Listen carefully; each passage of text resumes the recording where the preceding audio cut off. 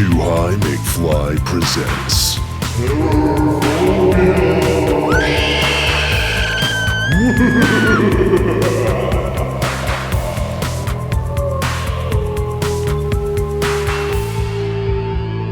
The Fear of Fear. Hold on to your butts and pray you don't get eaten. It's another episode of Terror-Phobia, a segment dedicated to horror fans right here on the Too High McFly podcast channel. My name is Kevin Lyons. I am Jose Ramos. And this weekend, a new horror movie, Crawl, opened up, an alligator-biting movie.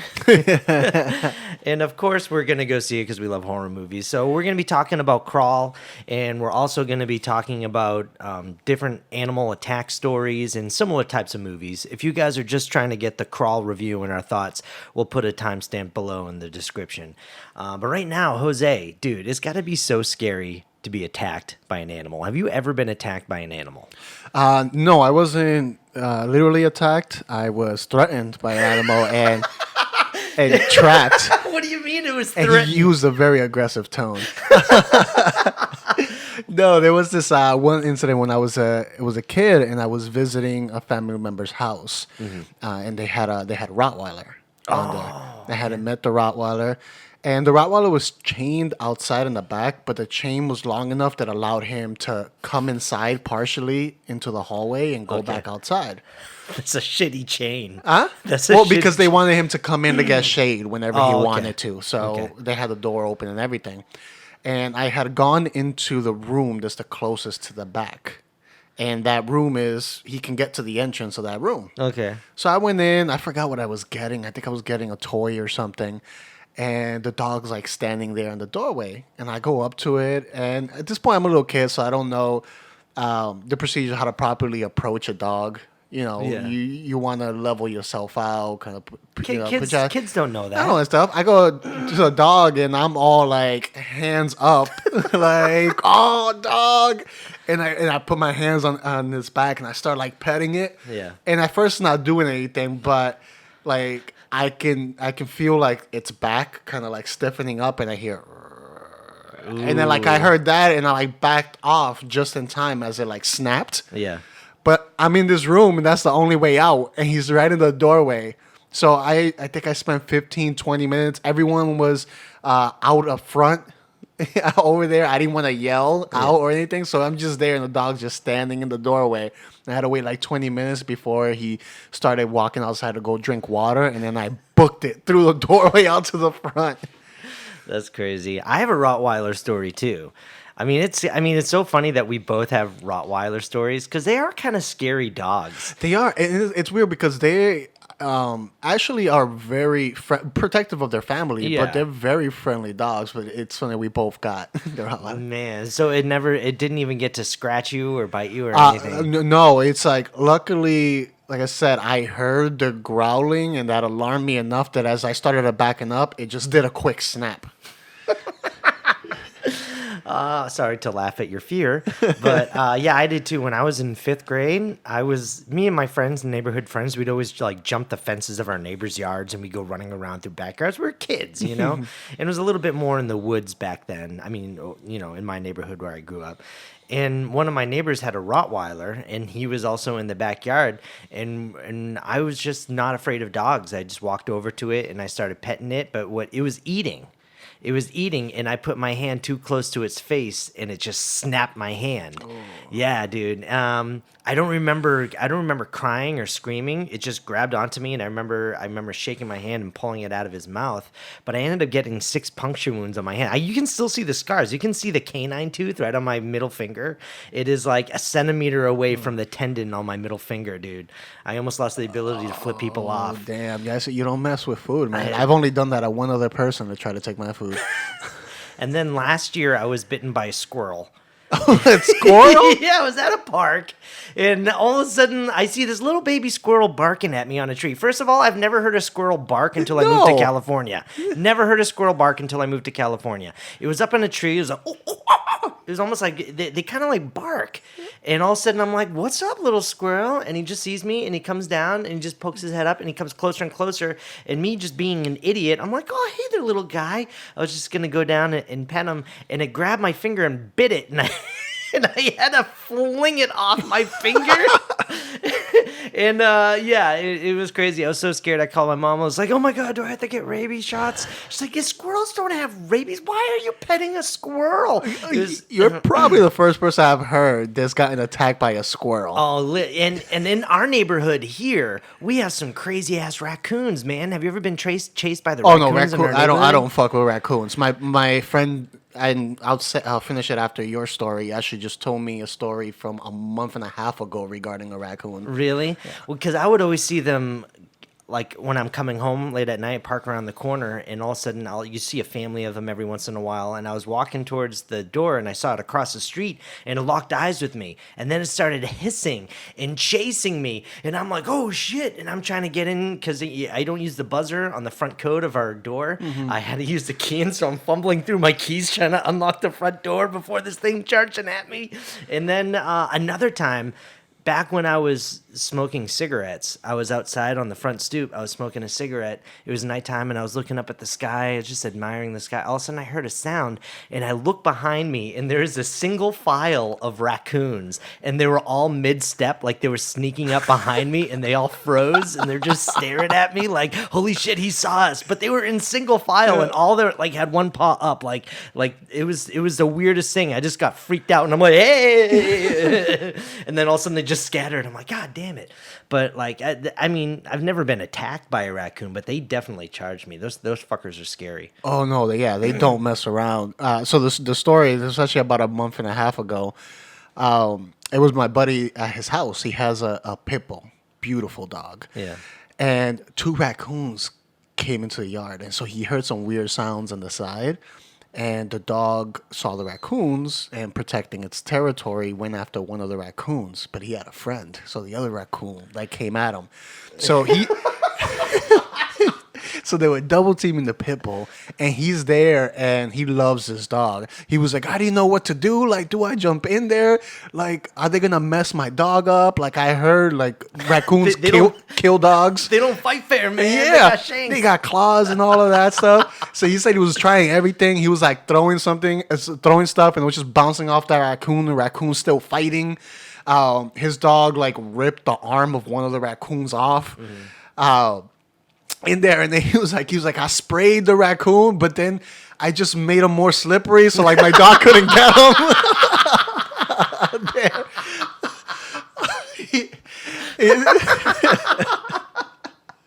He said finally, his last idea what to do, and this is my friend who collects tons of. He calls himself the fireworks king. Mm-hmm. He buys hundreds of dollars worth of good fireworks. So he just started letting those off to trying to scare it off. It's 3 a.m. It's 3 a.m. It's beginning of June, and he's letting off fireworks in this quiet neighborhood in there. He said he could see his neighbors looking through the windows, but no one was doing anything at all. Nobody cared. Yeah, and to finally he said they fought for 40 minutes straight, and then finally one raccoon scurried off, left his raccoon buddy there. Yeah. And the pit bull killed that raccoon. He had to call pest control, and then the guy came and scolded him.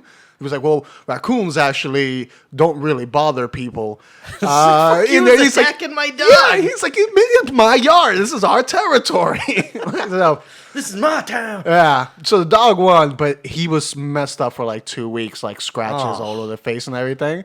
But yeah, you don't fuck with raccoons, man. Yeah, They don't fight fair. They're vicious. Yeah, they're like fucking honey badgers. Yeah, and shit. and hoses don't work. We know that now.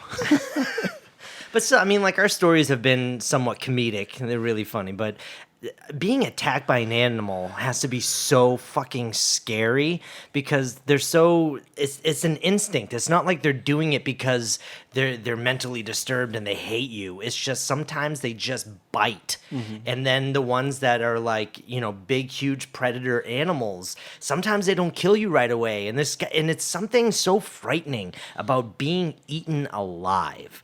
That is gotta be the scariest thing because you die slowly, man. Could you imagine getting eaten by a pack of lions or some shit? Or a shark? Sharks are my biggest fear. And it wasn't until really when I was a kid we were vacationing at my grandparents' beach house in Massachusetts, and we had just seen Jaws, on our summer vacation, when you're kids and stuff. And that never really bothered me, watching Jaws and then going swimming in the ocean. But one time, my brother put me on one of those little rubber tubes, and we're swimming, and we would get occasional little sand sharks, like a couple feet long, and they just swim across. And you always see these things. But my brother swum me out, and he started screaming, "Shark, shark!" And I saw their little sand shark fins going around, and I was freaking out. But it was just one that had just swum by, and that was it. And it couldn't have done any damage, but it was just for the fact that you can't see underneath you, and all of a sudden these big jaws and teeth just come out of nowhere and start eating you. It's so fucking They scary. see you, you don't see them. I know, it's so scary. I remember, not last year, the year before, I remember going on a hike, and it wasn't one of those roundabout hikes. It was a go and come back type hike. And I remember went one way all the way towards the end. And then as I'm coming back, I see this other group, and they're like, "Hey, just be very wary, like coming back. We saw a mountain lion Oh shit! up there." And I'm just like, this is the only way I could go. And like, I was like, holy shit! Like, what if what am I gonna do if a mountain lion comes in? And it's like, I know I'm faster than the person I'm with. Yeah. Like, what are they gonna do? I can't leave them behind. So like I remember I picked up a stick. I was like, well, if I'm going down with a fight and stuff. And I just walked with a big stick like the rest of the way until I got back to the opening of the hike. And you might end up getting that 3-star pelt for Red Dead Redemption too.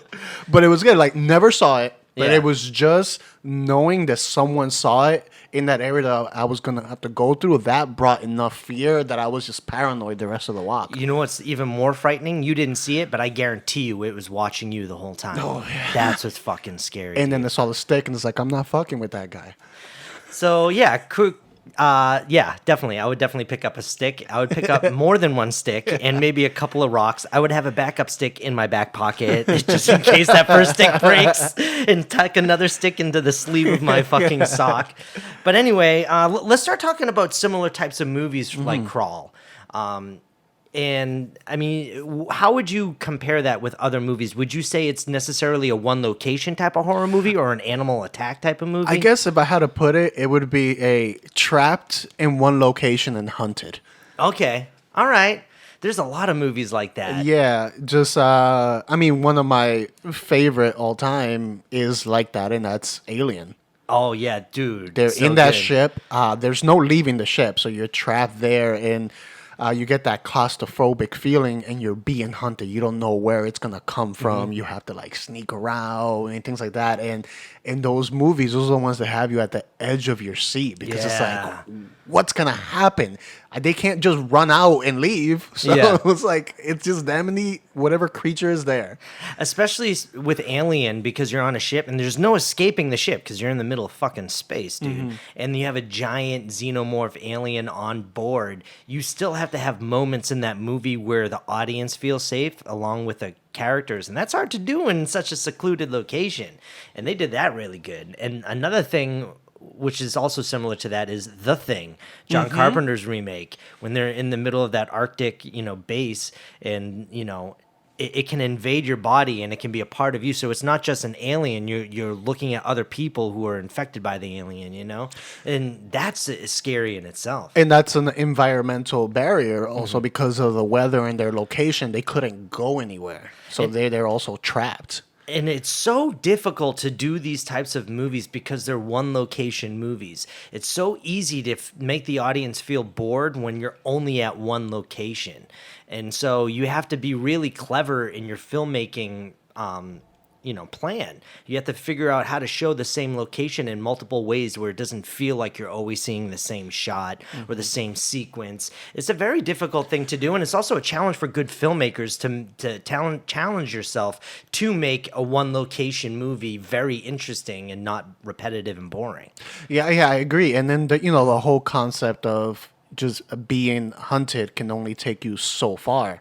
So I believe you have to do the, money on the string type stuff. You have to give your audience hope enough times and just pull it away from them to keep the stakes going, to keep it interesting. Because if not, just being hunted by one thing, you got a 30-minute movie there. Yeah, because it's only up in one the stakes. sequence. It's just you're just going to repeat the same type of anxiety because you have to keep that anxiety going and the suspense and really good horror writing. I mean, that's why I love those movies that are done well. Well, one that's good and it's underrated. It wasn't a major release. Every once in a while, I'll watch the movie, but it was pretty good. Is one called Splinter. Splinter, I haven't heard that. Yeah, and I actually think I own that.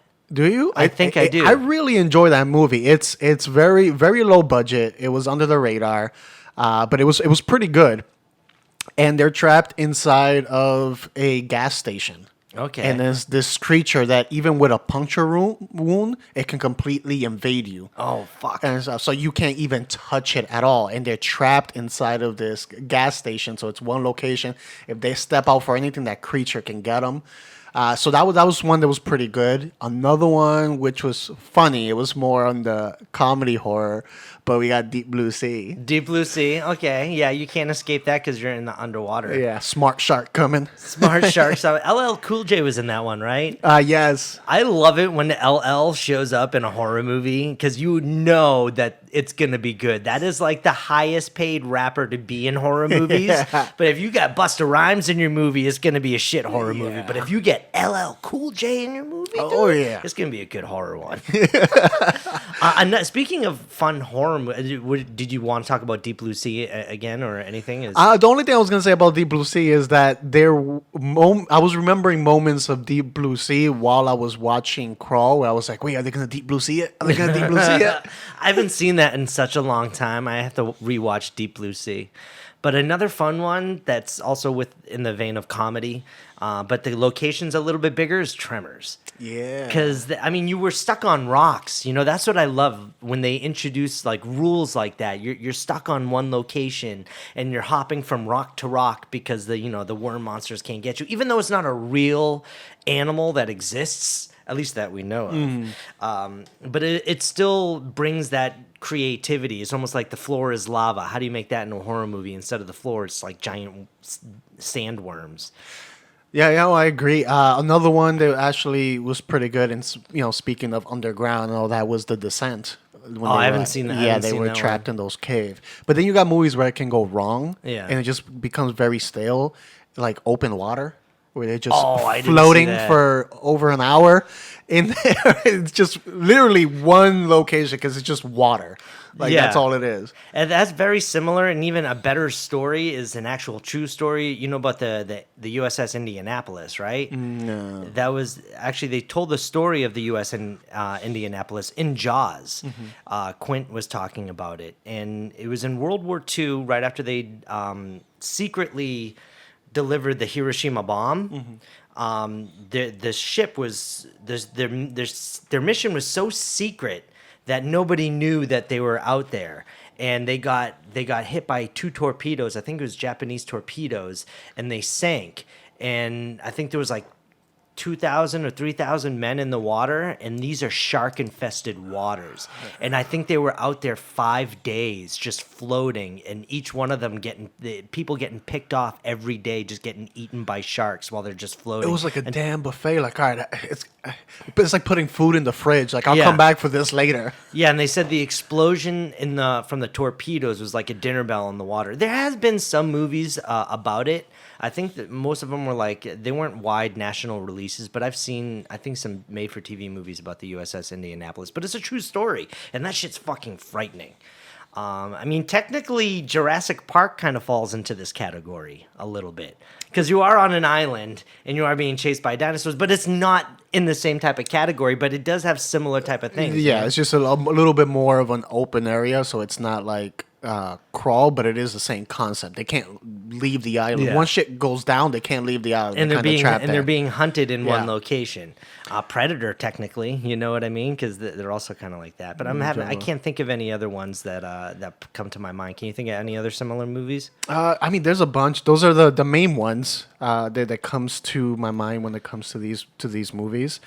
But it's like I feel one thing that makes a difference between aliens and like an open water is that even though it's in one location, like you said earlier, with Alien, it's showing you different parts of the ship. So Yeah. you're changing locations within the location. Yeah. Something like open water, you can't change anything. It's just water. Like visually, you're seeing the same thing over and over again. And that's what makes it so frightening too, because like you're in this one location, but you can't really escape it, because if you go outside this location, you're gonna die anyway in like open water, or you're in the middle of the desert, or you're in space, you know. And I just love all those types of movies. So let's talk about the one that we came here today, Crawl. That just opened up this weekend. We saw it yesterday. Why don't you give us a little background around Crawl? Who directed it and stuff? With Crawl, I just had it here. It was actually Alexandre Aja or Aja. I'm going to go with a soft J. Yeah. And actually, I found out this guy directed 2 other horror movies that I really enjoy and I'll rewatch every once in a while. One was the 2006 Hills Have Eyes. Oh, okay. Which I really enjoyed. And another one, which I own, is called High Tension, it's a foreign film, and it's a really good horror one. Foreign horror films are really good, man. I love those. I think this one, is it German? It might be German. But yeah, I agree. Foreign films, the quality of them, of a lot of them, seems to be up there. Nice. And this Crawl wasn't it produced by Raimi, Sam Yes. Raimi? And he did the Evil Dead movies and stuff, and you know those are scary on its own. So we knew that this was gonna be okay to watch, just because it just looks like a fun horror movie. But I didn't know it was Sam Raimi until we got in there, or at least involved in the movie. With seeing Sam Raimi's name in there, I also expected maybe a little bit of comedy in it. Just kind of, I expected a little bit of like Drag Me to Hell type horror where there was some comedy in there. We didn't get that, and I don't mind. It wouldn't have worked, I think, for this movie at all. Yeah, there wasn't any comedy in this. But before we explain this movie, we just want to let you guys know there are going to be some spoilers. We are going to talk about Crawl spoiling. And Crawl is basically about, what we were able to gather from the trailers was that it all takes place in the basement of a house where people are trapped by an alligator who's eating them in the middle of a storm. Yeah, which technically, I guess they're not calling it a basement since... from what I'm hearing, it's a crawl space. Florida House don't really have basements over there. So yeah, it's like a extra large crawl space. I've actually been in crawl spaces like that before. In my grandparents' beach house in Marshfield, Massachusetts, you can't stand up. You actually do have to crawl. So it's not just the alligator crawling. It's, you have to crawl through there. But basically, there's a huge hurricane in Florida, and this girl who's a swimmer, she's trying to go check up on her dad.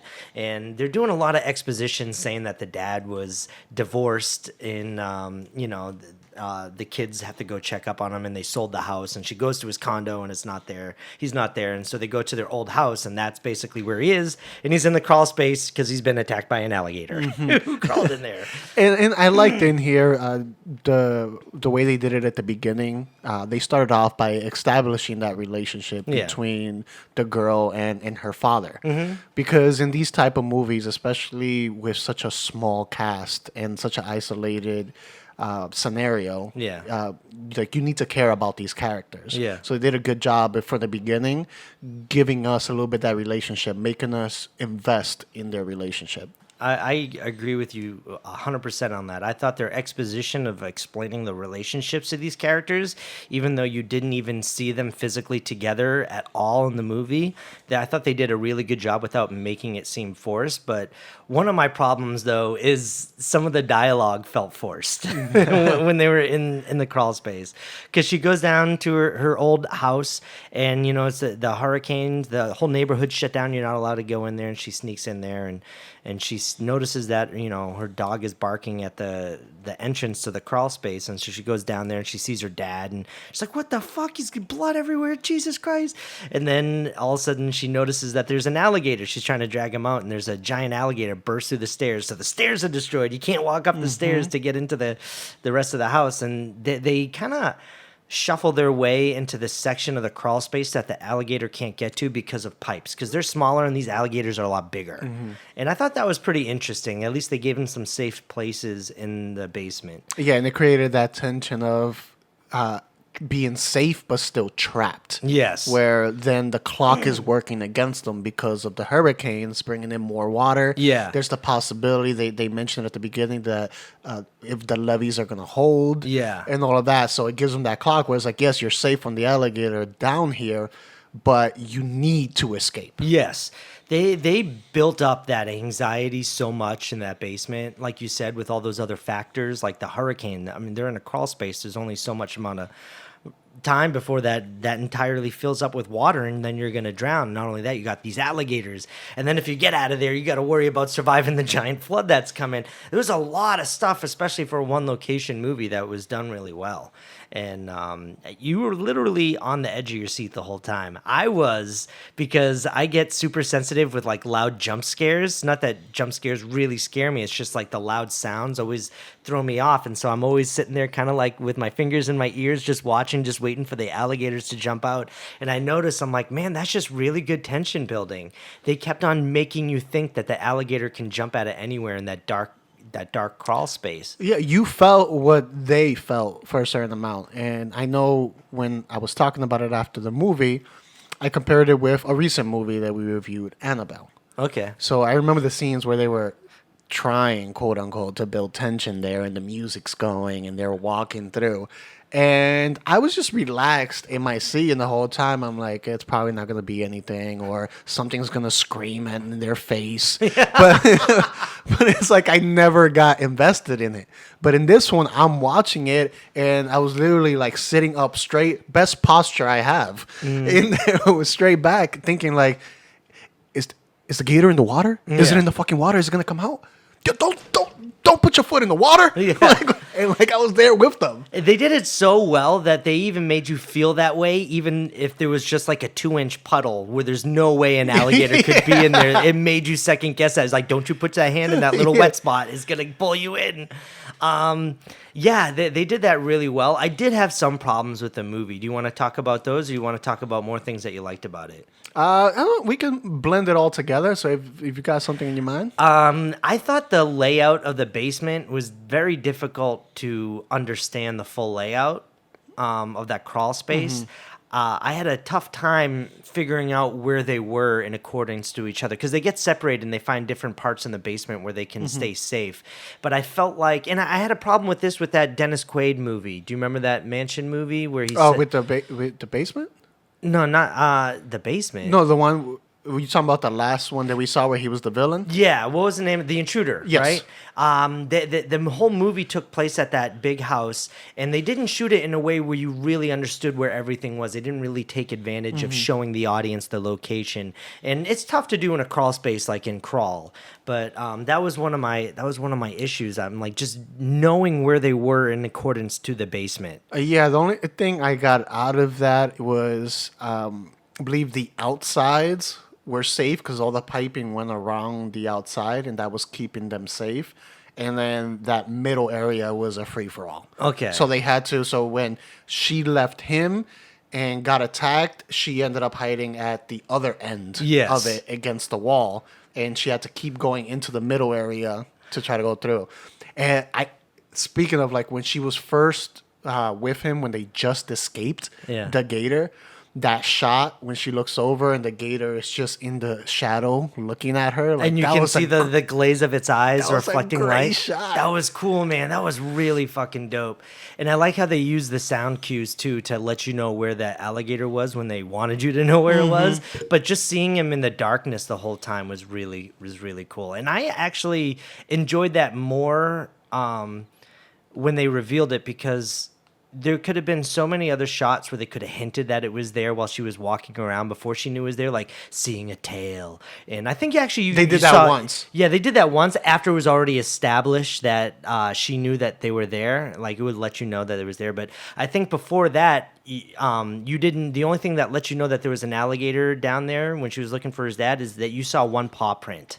And I thought, I noticed that. I'm like, when you see her crawling over something, I noticed that there was an alligator paw print on the ground. I was like, oh shit, that's kind of cool. I like that without having to show like a growl or like the jaws fin slowly going behind her. They didn't really do that. Once they decided to show the alligator, you knew where it was and where it was going for. That's what I liked. So Yeah. And then like just starting at the beginning with the upping of the stakes.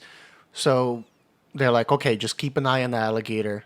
Make it to the steps, make your way up. And you see her and she's sneaking and she's doing a good job keeping her eye on the alligator. And I was like, in my mind, just from all the movies that we've seen, I'm like, she's going to get there to the stairs. She's going to see the alligator. She's going to turn to the side. She's going to look back. That alligator is gone. And it's going to sneak up on her. Yeah. That's what's going to happen. So she gets there. She sees it. We get the look away. Get the look back. Alligator's still there. I'm like, oh, okay. Well, how's she going to get around it? I thought he was going to disappear. And then, boom, attack from another alligator from behind. There's two I was alligators. like, I didn't see that coming because I was expecting we were going to get your stereotypical alligator's gone. Where did he go? Yeah. But it was like, no, he's still there. And then, boom, other alligator. It's like in Jurassic Park, clever girl, attacking packs. And then that's when it bit her, right? Yeah. And it started, yeah, because she was trying to escape the mall and then started slamming her back and forth. And all that. And this is where I'm starting to have more problems with this movie, is how many times they both kept getting bit by huge alligators, not little baby alligators. They were bit by huge alligators, and they fucking both survived the movie. Yeah. And, I'm talking about getting ripped and turned, especially. Do you remember that shot when she was underwater? I think it was towards the end of the movie when it grabbed her by the shoulder, and it kept on. They call this the death turn with alligators, because they can spin so fast, it literally breaks every single bone in your body.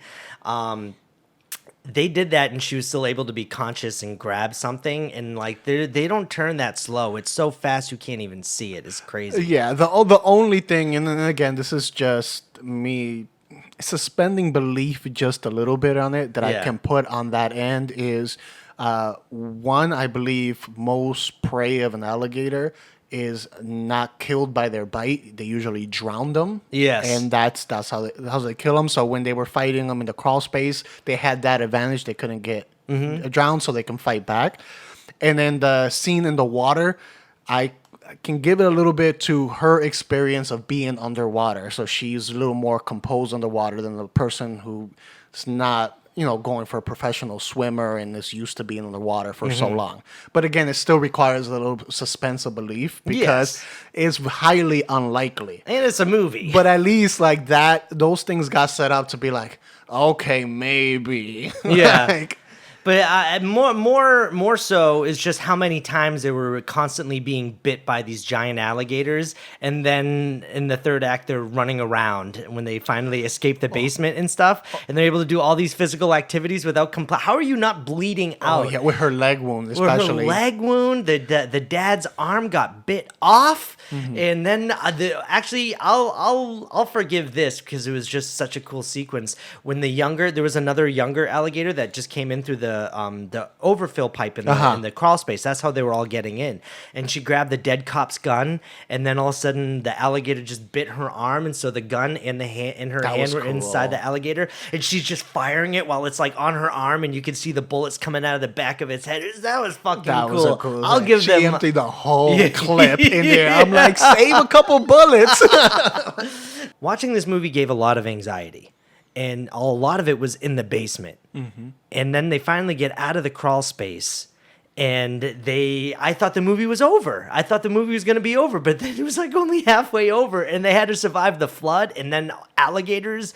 There were so many alligators in this neighborhood coming after them, and then it just kept on ramping it up to the point where I was almost getting anxiety fatigue, man. I was just like, I'm ready for this movie to be over, not because it was bad, just because I was getting so much anxiety. I'm just like, just let them go away. They survived the basement, just let them get out of there. Yeah, because they make it out, and then they were like, all right, right, well, now we just got to leave the area. And, they see the boat from the victims from earlier across. So they were like, okay, well, they get warned by the splashing of the water, but it's raining. So as long as we move carefully, we can make it by them and they won't attack us. And then it's the eye of the storm hits right at that moment. So then, you just upped it again because now they don't have the cover of the rain. And they're in the middle of the water with all these gators everywhere. Where it's just like... That's when it became Deep Blue Sea. Yeah. and this is where it paid off all the buildup of her swimming. And, since she was a little girl and being really good at it and her father pushing it, but then her always having that mental barrier keeping her from swimming at her highest potential. And then here is when she finally, lost the mental barrier and had to swim for the boat in order to save them. But then the levee breaks so they can't escape. Yeah. Oh man, it's just one thing after the other, which I thought was good. I mean, if there's one thing that they know how to do with this movie is build tension and anxiety, and that's something great for a movie. Not in real life. Nobody ever wants to feel those feelings ever, but that's it. All right, man. So what else can we talk about with Crawl? Is there anything else on your mind about it? No, it was just mostly that. It was well acted by the two main characters. The movie made you care about them and about their relationship, so it was very believable that they would go this far for each other. Their dad and daughter, but sometimes the movie they don't build it up enough where you're like, it doesn't seem like they really care about each other. But here it got built up. The tension beginning to end, the build up of everything just getting worse. The money on the string kept coming through. I was able to forgive some of the weaker spots in there, such as the adrenaline that allowed them to run on broken legs and all of that. And some of the writing I felt like you could actually see. Like their dialogue in the basement was too funny and jokey for being in that type of situation where you can actually see the writers writing it. And then at the beginning, when there's a flashback of her being trained as a swimmer when she was younger, her dad kept on calling her the apex predator. And I'm like, what the fuck? Who tells that to their kid? Go be an apex predator. She's like 5. It's like, apex, go kill the other kids. But that was it, man. I did have a lot of fun going to this movie. It was, I love horror. I love feeling those moments of anxiety and suspense, especially when they're done well. And so I think I'm gonna rate this movie. I'm between a 7.5 and an 8 for this movie. That's where I'm at. Where are you at? Hey, before I give the rating, remember I said earlier there was a moment I thought they were gonna Deep Blue Sea it. Yeah. And this is because this movie got me to the point where I never felt sure that was the end. Yeah. At any point. So at the end, when they're on the roof and the helicopter is flying in to save them, in my mind, I'm like, no, something's going to happen. This movie's doing it. So I expected the alligator just come out of nowhere, bite the helicopter thing and pull it down. And then that's how it was going to end. Kind of like that Deep Blue Sea Samuel Jackson scene where he gives his big speech and the shark just eats him. But I would say on, pure entertainment value and tension, I'm about an 8 on this one. Actually, you know what? I think I am gonna be a 7.5 because of a bigger problem I had was the fact that they couldn't break out of the crawl space. I'm sorry, but it's wood, one layer of wood, and they already broke through it when they got to the top and she was trying to get her dad out. They had wrenches and a shovel down there. I would be hitting the floor of that until the wood broke and it just crawled out that way. And then again too, because the bricks, the way that the bricks were laid in the crawl space, you could see through to outside, and sometimes they were just just one brick. I'm like, kick that fucking shit out. You guys got wrenches and a shovel. Just break that shit out and crawl. So that's where I am basically at. Which 7.5. that reminded me of, and it was just like, okay, I'm gonna ignore this because I know they're doing it because it makes it easier for the movie. But if a place can suffer from flooding, they're not putting bricks with holes on it leading to a crawl space where water can just flow in. That's just the design is not going to happen in real life. But I'm like, all right, it's going to make the story, a little more tense, so I'll ignore that. All right. Well, we did have fun. I had fun going to that. So you're at an 8. I'm at a 7.5. And so, yeah, I do recommend people going to see this movie. It is well made. The cinematography is really good. The anxiety and the suspense is really good. And the alligator parts, I thought, were at least as believable as that they could make in a movie. So I do recommend people go see this, and especially if you love animal attack movies. I know, I agree. I have to say, so far this year, this was my biggest surprise. Okay. Because I went in with, Sharknado expectations like for this. And to see what we got, I would say was the biggest surprise. Yeah, it was very like Sharknado when you think about it. Even when you were starting to watch it, it was almost like, Sharknado had the shark tornadoes. This has the alligator hurricanes. The alligator hurricanes. All right, man. So we're all done talking about Crawl. So we'd like to leave you guys with a 2-sentence horror story. Do you have one, Jose? Yes, but you started off while I pull it up. All right, this one. All right, here we go. I always wondered what my last meal would be. I never thought I'd be somebody else's. All right. That fits in. I There we like that. go. I like that. All right. Being lost in nature can bring out our survival skills. Learning how to navigate, find food, find shelter, and find an opening to get away from this pack of wolves. Oh, that was a good one, too. That's like that movie, The Gray. Do you Yes, remember that? yes. That was that's another one that falls under this Yes. category. That's a really good one. All right, guys.